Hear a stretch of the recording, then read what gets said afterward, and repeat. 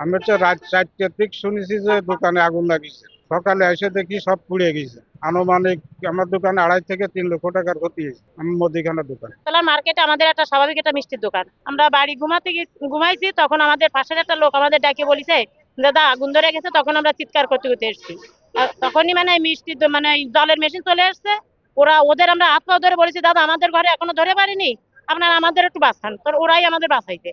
তো আমাদের এক কর্নারে একদম শেষ হয়ে গেছে। আমার এখানে একটা মিষ্টির দোকান আছে। দোকানটা আমার এক ভাই চালাতো, কিন্তু আমি ছিলাম না তারে। আমি আসছি সকালে, আনুমানিক রাত 3:30টায় আগুনটা লাগছে। এখানে মোট 12টা দোকান ক্ষতিগ্রস্ত হয়েছে।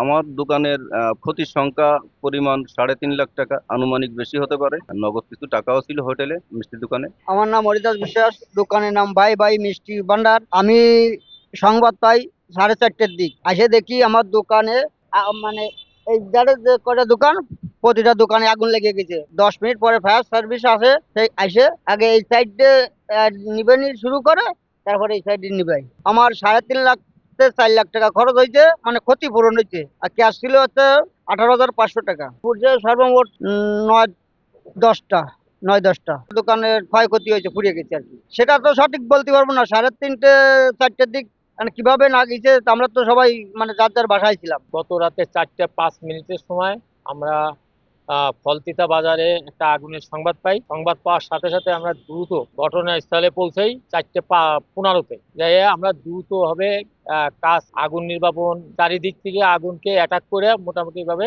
খুব দ্রুতই আগুনকে আমরা নিয়ন্ত্রণে আনতে সক্ষম হই। আগুনের ব্যাপকতা খুব ভয়াবহ ছিল।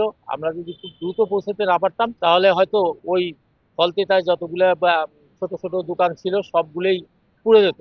আমরা ইনশাল্লাহ খুব দক্ষতার সাথে সেই আগুনকে খুব দ্রুততার সাথে আগুন নির্বাপন করার সক্ষম হয়েছে আমাদের। 1 ঘন্টা 20 মিনিট সম্পূর্ণভাবে, মানে একদম প্রথম থেকে সম্পূর্ণভাবে ড্যাম্পিং সহ আমরা 1 ঘন্টা 20 মিনিট আমাদের কাজ করা লাগছে ওখানে।